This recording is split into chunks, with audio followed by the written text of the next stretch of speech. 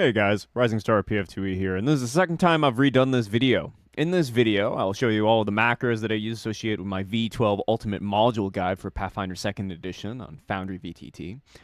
And I'll also be making a follow-up video to this video right here, going over how to make macro lists and how to store your macros between worlds and etc. But this video today will just be the many macros I use and how to get them in and start using them. Down in the video description is a Dropbox link, all right, and it's going to have all the custom scripts for some of these macros that would normally otherwise require manual work on your part. You just go to the Dropbox, get the code, copy and paste it. You're good to go. The macros we're going to talk about come from the following modules, which are all free. PF2e Macros by Razor 1991, which has a lot of really good macros I'll be showing you here. PF2e Workbench by XDY, with lots of macros made by good standing members of the community, such as Owave. Rideable by Sailbot 939, which helps automate all mounting and familiar following in the game. And some macros to open two popular modules, notably Dice So Nice and Simple Calendar. Before I go into all the macros, though, it's good to know how to actually share them with your players and what the macro directory is. So the macro directory, when you go into Foundry, if you click on this little thing right here in your macro bar, it opens up the macro directory. Every time someone takes any kind of macro and imports it or drags it onto their bar, including the players, all right, it imports it directly in to the macros directory. I have another module called Ownership Viewer that actually adds an icon to everything to show what the ownership level is. And what I suggest is always to use the macro directory over using lists or getting everyone to go to the compendium and dragging it into their bars, because what that does, it creates a bunch of extra entries.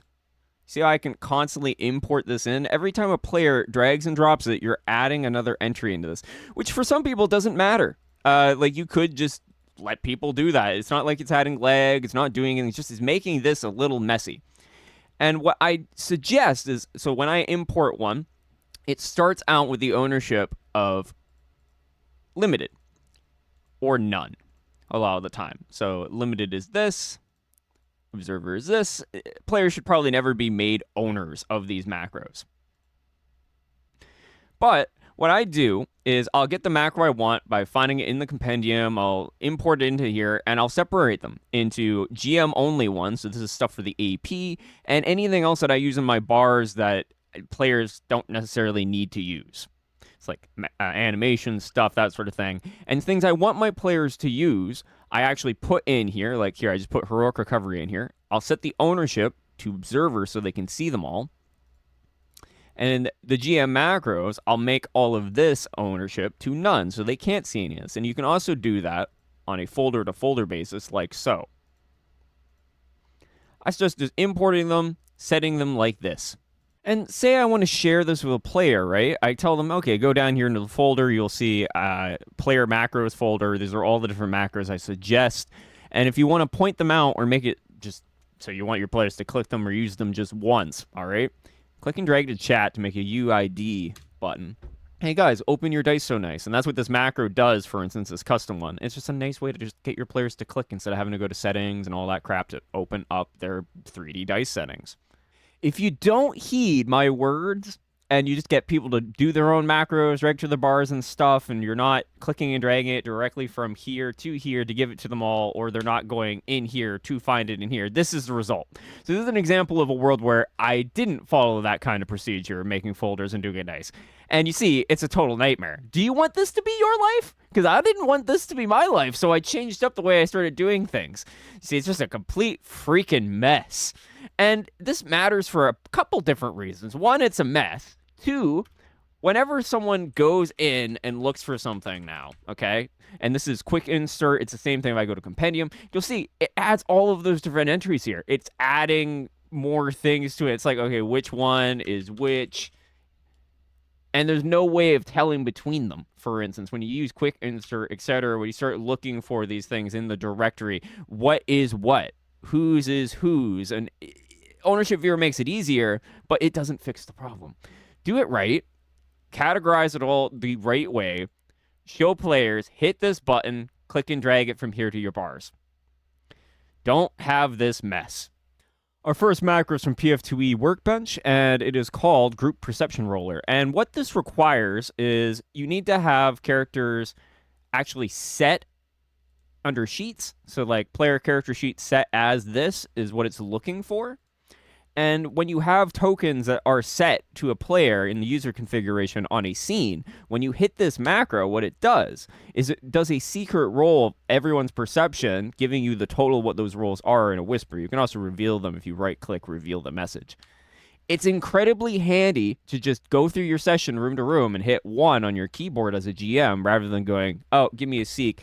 Just knowing who is, searching, etc., and just using these roles in conjunction, this can speed up your game massively. Another macro from PF2e Workbench that I use in my first bar is level-based DC. Although I highly suggest not needing to use this macro, I use it very seldomly, I just have it here just cuz, is to use BIGDUMMY, my GM screen, that has all of this table's information that the macro is doing all in front of you so you can understand the math. I highly suggest you check that out, okay? Please do. But what this macro does is when you have nothing selected, it asks you what difficulty. So normal is nothing, easy is -2, hard is +2, for instance, and etc. I'll hit normal. It asks you what level. And this is the DC by level or level by DC list. And it's telling me it's 24, for instance. If I select something and I select a difficulty, it just automatically does whatever level. So in this case, 16, for instance, 37. Very handy dandy if you don't have a GM screen, or even if you do and you're just like, I can't do the math in my head for whatever reason, though. It's not too hard. 2, 5, 10. But if you're not there yet, great macro. The next macro we're going to go over is called Reload from Pathfinder 2e Range Combat. I'm not going to demonstrate it. It really is just like reload a crossbow, puts an effect on you. I went over all of that in my V12 module guide that you should go check out. But that's where it is on my bar. It's number 4. This module here is macro, goes to some module that I made that makes a little dialogue and stuff. And don't worry about it. This isn't released. I don't think I'm going to. My next macro on here is aid, and this works with PF2e Macros. And PF2e Macros is a fantastic source of all kinds of different macros, such as Flurry of Blows, for instance. There's a macro for it. There's also one for double slice. And in this module's menu for these macros, you can actually set the slug ID name of the weapon, and it'll actually, when you run this macro, do 2 different strikes at once. It will roll both of them, for instance, on the one macro press to what you have set here. It's really, really cool. Another thing it does is aid, which is what this macro is I'm going to show you. And you can set the default. And what that does is you select a character, okay? You target another character. You hit the aid macro. It opens this dialog. It says, hey, what skill or do you want to use your attack modifier to make this roll for aid? And then the default in the module there sets this number to whatever. It's set to 15 right now. But the player, or if you're doing this yourself, GM, in this dialog, you can set DC to whatever you want. Just adjustments and stuff. There's no way of knowing that, so you just put it in. Let's just say it's religion. DC is 1, all right? He rolled a crit success. Of course he did. And that actually added this effect that automates and gives him a primitive +2 to either perception, attack, or skill check. And the next thing he does, just gives it to him. Really, really cool. So you use this at the time of the reaction being used and the aid actually going through on the other person's turn when that actually happens in reaction. Very, very cool. A next one from PF2e Macros, another one, is Stealth for Selected Token. And what this does is you select a token, you run it, and it just queues it up and does a stealth. You see it worked with the aid there to give him the +2. It also works by selecting multiples, which is the point of the macro. Select all 3, I hit it once, it gave me 3 dialogues for doing stealth. The next macro is probably the most important one, and it is simply just a macro that goes to the GM screen in the Pathfinder 2e system. It's just in PF2e journals. That's all this is. And how do you make this? You go to your compendiums. You type in GM screen. You'll find it here. You will click and drag it down to here. Then you will find it in your hopefully not a mess. In this world, it is a mess. You're going to click on it. You're going to make it observer for freaking everybody. And now, whenever there's a rule question in the game or etc., and you don't want to sit there and talk about it necessarily for the whole bit of time, you're already done talking about what it is, and the person just wants more resource or something, or a topic comes up. It's like, oh, that's a simple GC. Normally, you do it sort of like this, and here's some information on that. Or it's like, yeah, we're actually going to maybe try gradual ability boost for like our next campaign. Here's like some rules on that. Instead of having to go to an archive Nephthys link, it's sort of nice. And some of these, such as the Counteract especially, has a really useful little table in it. And some of the information that's on different pages is condensed in one place. Or just formatted in a way that's a little bit more condensed. Very important. Put that on your bars. Tell players about it. Click and drag. Put stuff in chat. It's very cool. Next one is a custom one. This is available down in the Dropbox down below. And this is a very simple macro that just opens simple calendar. Instead of having to go through the data or in the massive, ridiculous list of tools I have in this ridiculous 100+ module setup, you just have this, you hit this, it opens simple calendar. It is so nice. I just have it on 0, and whenever I need just my dates, I just hit 0 on bar 1, all right? Super cool. Next one's, this is for the module Rideable that automates mounting and all of the familiar writing in the system, and we're going to start out with the mount. So the toggle mount macro works like this. You select the rider, and on the horse, the cat, or whatever they're mounting, you need to make sure in the token settings, it's set to token is rideable. And you're going to want to do this to the prototype token. So you go into actors, you find it, you're going to open it up, not in this dialog, but this one. You see how it says prototype? You're going to go into here and actually make sure it's set to rideable. And that token, if it is on the board, is not a prototype. Make sure that is also, basically, token rideable. Take this, click that, target it, run the macro.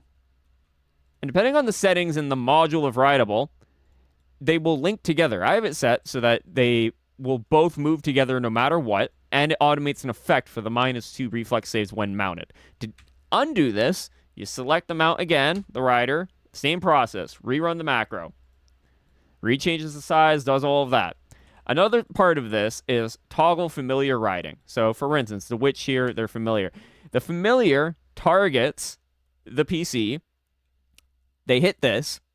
It puts them in the corner.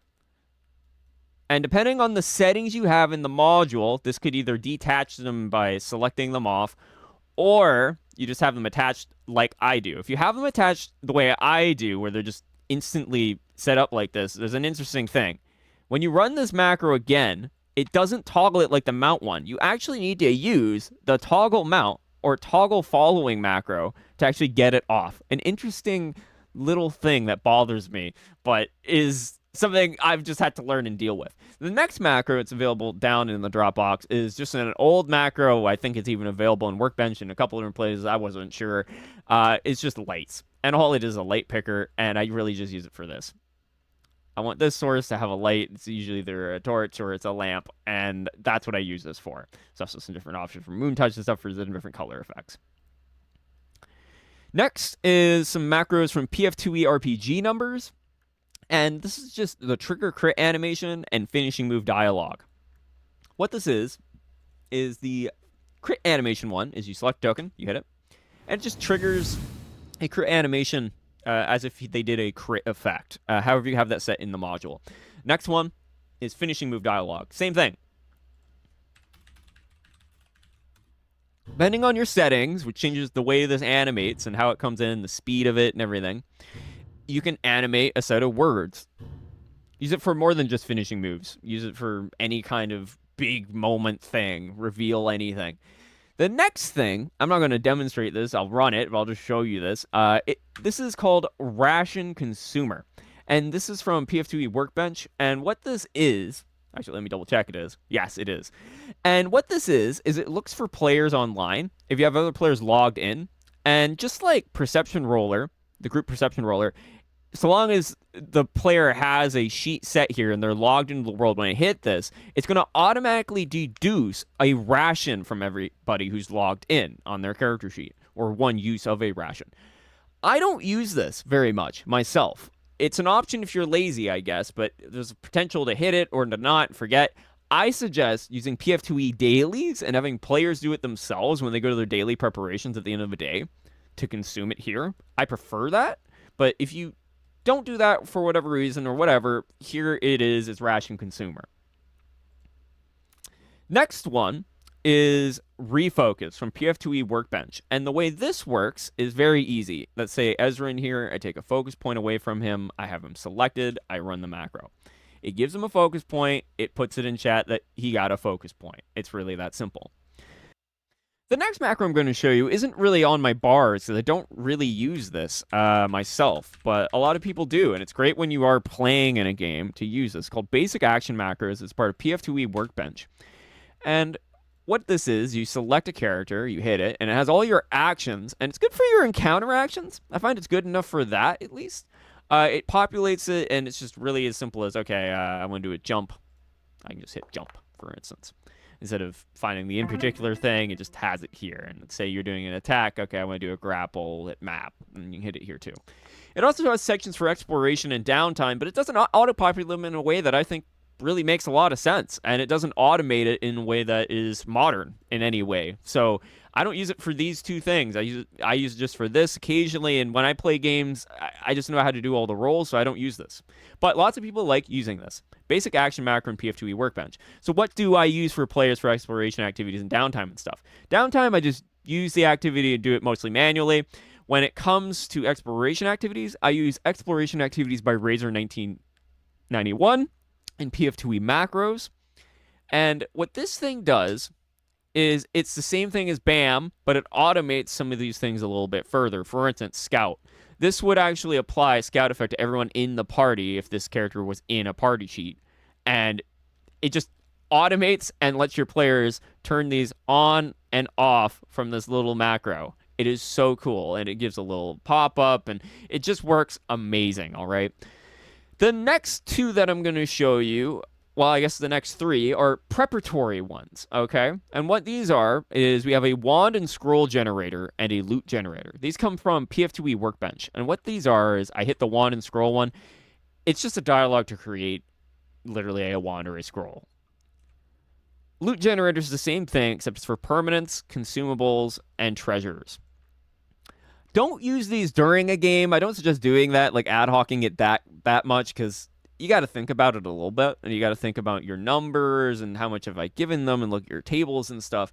But this is great for preparing. Just when you're sitting in Foundry, preparing that next thing, the next part of the adventure, just use these.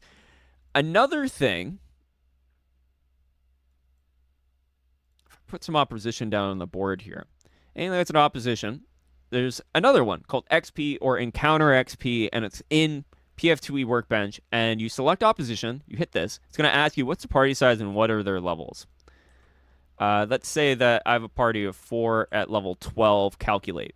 It's going to look at what you have selected, all of the things that you have selected, and it's going to actually tell you what the threat of that encounter is. This is great when you've already created something or you're mid-creating an encounter for that next part of the adventure, and you're like, how does this stack up? Like, just all of this stuff together without having to look at the table and then do, oh, I have this many levels. You can just select them, hit this macro, and figure that information out. It's very cool. Next one on my bar is just from a premium module. It's called Mercenary Marketplace Volume 1, and it is just a directory that tells you a whole bunch about a bunch of different troops and some pre-made NPC stat blocks and stuff. It's a great premium module. Highly suggest it. The next two are really funny little sequencer custom ones that I've found around places and then modified myself. And what they do is really interesting. So this is Divination Patron VFX. It works with sequencer. And it's probably the most complicated big one. And it's just a bunch of criteria and a bunch of different words. Okay? And when you open this dialog, it has a couple of different options. Truth, lies, danger, yes, no. So you select one, you run it. What does it do? It just makes a little cool animation vignette, and then it does just some words on the screen. You can use this in conjunction for a million different things, really. The deities, harrowing, whatever you want, and you could modify it to say and have whatever you want in it. It's very cool. The next one I use in conjunction with break time, which is a module you can use. I don't think I actually went over this one in the module guide. Break time lets you set a bunch of different stuff in it, and when I hit break time there in the bottom corner, amazing music starts.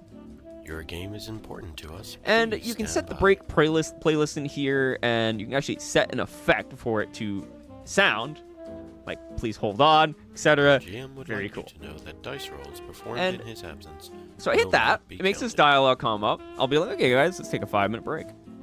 I'll hit 5 minutes in there, and then I'll run this macro. What does this do? There's just yes. There is no, actually. And I just hit Bathroom done. breaks have been shown as an effective way Takes to over the build canvas anticipation and just in puts a silly words on the screen. Hey, guys, I'll be right back. I'm gonna go get some coffee. All right, and continuing on, next macro is Repair for Party from PF2e Macros, Resor 1991. And I use this because there's a repair macro in various different places. There's one in PF2e Workbench. I'll show you how this one works. It literally just sort of looks at the level of the player that you're using it on. You hit it, it does a check, but it's not very smart. It's not really looking at the item. It's not doing anything else. It's just doing a chat message. It's not really as modern as it could be. So what this does, Repair for Party, is when you use on a character that's a part of a party sheet like this, it actually looks at all of the items that all of the characters have and gives you an option to repair them. Whereas the normal repair macros and etc., you actually have to have it on the same sheet, mess with it, give it around, get the GM to deal with it. No. What you do is you select your repairer, you hit this macro, it looks at all of the items, you hit this button, you do a roll, it puts it to chat, and then guess what? If you succeed or whatever, it just has a button, you hit this, and it actually repairs the shield near the person's party sheet. Isn't that great? Isn't that how that should just work every single time you use it? Yeah, it should. Another one is Heroic Recovery from PF2e Workbench. And what you do is someone that is dying, who has at least 1 hero point on them, can run this macro, and it will do all of the effects. One thing I know is it adds a wounded even though it's not supposed to, so I always just reduce the 1 wounded, but there you go, Heroic Recovery, 1 button press, super nice. The next topic is the second most used macro and a better replacement for it that you probably don't know about. So in PF2e Workbench, there's a macro called Treat Wounds and Battle Medicine, and it looks like this. There's a problem with this. It doesn't let you use nature or crafting if you're a Churgian alchemist or various different other checks you can use to do a treat wounds or a battle medicine check. So I don't use this one at all. I don't suggest you do either. If you are using any alternative anything, it just doesn't work with it. So what I actually suggest you use is PF2e Macros has one called Treat Wounds. And it's the exact same thing, except it will actually respect and detect what proper role you should be doing based on your class and your feat choices. And it's just it's the exact same thing, but better. I much prefer this. Treat Wounds, PF2e Macros. The next one is a very simple one from PF2e Workbench, Earn Income. It simply basically automates the Earn Income table. You select a skill, you set the task level, the amount of days that you will be doing that, you hit Earn Income, you do a check. It does a nice little total for you in chat. It doesn't give the person the gold, you have to do it manually, but it does all the calculations. Super nice. Next one is when I use at the start of every single campaign and game, just about when we're starting out, we need everyone to set things up. This is a little custom macro. It's available down in the Dropbox. And what it is I do this. Okay, guys, we're going to start this campaign here, but during our session 0 here, set up your dice, guys. Check this out. Hit this button. And they just click this macro, it goes right to their 3D dice settings, rather than having to go all the way up here. Okay, guys, go there, check out your dice settings. No, here you go. Post it in chat, drag it from my bar, put it right there, boom. Everyone just sees it. Another one for PF2e Macros is Toggle Compendium Browser, and this is, quite literally, this is all it does. Instead of going over here and then doing this and clicking tabs and then going here, and that, the other thing, no. Just hit 0 on your keyboard right here. Isn't that nice? And this is PF2e Macros. The last few that I have on my bar at all times are ones related to token attacher and level and heights. I'm not going to go into them, but basically this here deletes missing links. It's related to advanced map making with token attacher. Basically, stuff bugs out sometimes. This gets rid of the bugged images on the map. This destroys control tokens, and anything attached to those control tokens or token attached become their own individual objects again. It detaches everything from the one token. And then this is just a levels and heights macro that's in the compendium for it, and it just presets 3 settings of floor heights. I basically just do this at least on every map, or one of the larger ones. There's a couple macros of 5 levels, 6 levels and stuff. I'll use just that to set it up quickly. Otherwise, you got to go in here and actually manually sell this. I'm not going to explain what this is. This is a bit more of an advanced thing. And the last macro that we're going to look at is called Recall Knowledge. It's from PF2e Workbench. And what you do is you select something that wants to recall knowledge, and you execute the macro. And what it does is it does a single roll. So we got an 8. It adds all the relevant modifiers. Will tell you if they're trained, expert, etc. in a certain thing. If they are a PC sheet, there's an NPC sheet, so it just shows undefined. And it shows you the actual total of the results. It doesn't respect dark theme and stuff, though, so it looks a little weird. But it is very good. Your player should have this. It should be in your player macros, and they should be able to fire this anytime they want to. It's just way better than asking, what skill do I got to do for that? Blah, blah, blah, blah. Just hit this, I'll tell you. And again, I have everything in a macro directory, the macro directory, in the bottom left in this folder right here. And it's separated GM macros. These are, again, ones that are set to ownership. None for the players across all of them. And AP-related ones that came with the adventure. And then player macros that are actually set for all observer that your players can use. And you also. And I sort of have a mixture of the two. You can even make a second, third folder if you really want it to have secondary entries or however you want to do this. It doesn't really matter. This is how I do it. And how do I normally have my bars set up then going forward? Because since making this video, I've sort of upgraded my bars, fixed a lot of the things that I was doing to make this video. And what I do is this. Group perception on 1, level-based DC on 2, my own thing on 3 I barely use, reload on 4, 8 on 5, stealth on 6, exploration activities on 7, display GM screen with its own little icon on 8, open symbol calendar on 9. I've replaced that over with toggle compendium browser on 0 on 1. It makes it really convenient, so I can just go, boop, okay, calendar, or boop, I need my compendium, or, oh crap, what is that rule? Pop. Second bar, I have the light macro, I have toggle mount, toggle familiar writing, and then trigger crit animation and the finishing move dialogue. I opt not to use the other half of this side. I then also separate it sort of like this. I keep this far away because it's a single press button refocus in case someone just wants to do it. They forget, they don't hit the button or something. I just have it here all the way on the left. XP, wand scroll gen, loot gen in the middle, all next to each other because these are my preparatory ones, as well as the Mercenary Marketplace, which is for troops. It's a different module. It's just, again, a preparatory thing. All your prep stuff in one spot. And then my break time and my animation, other animation stuff is here on the right. It could very easily also be here at the end on 2, but it's not. I then keep my map making stuff far away on bar 4. Because this is the stuff that you basically don't really want to touch. This, I could touch all end of days, it doesn't matter. This could mess up a map depending on how I have it set up or not. And this could possibly, if I run this in a big map that I have set up, it could very easily undo a lot of work on the layers. It could undo a whole lot of work and having to reset that up. Well, I guess not that much, but having to redo the lines and all the numbers and stuff again. Sort of annoying. So I keep them far away. And if there's macros like this that you especially are afraid of, hitting or something like that, put them in a different folder in here and only run them from within here and don't put them on your bar at all. That's a total option. So that's all of the macros that I personally use, why I use them, and how they all work together with my awesome V12 module guide. Please give me a like, please give me a subscribe. I hope this has helped you, and please keep things orderly. If there was an earlier me, I would say keep things as orderly as you possibly can and have this set up before your session 0 and give this out to people and explain it. And again, don't go to here and get the macro. Put it here and do this so that this is nice and clean. And this is what I designate as player macros.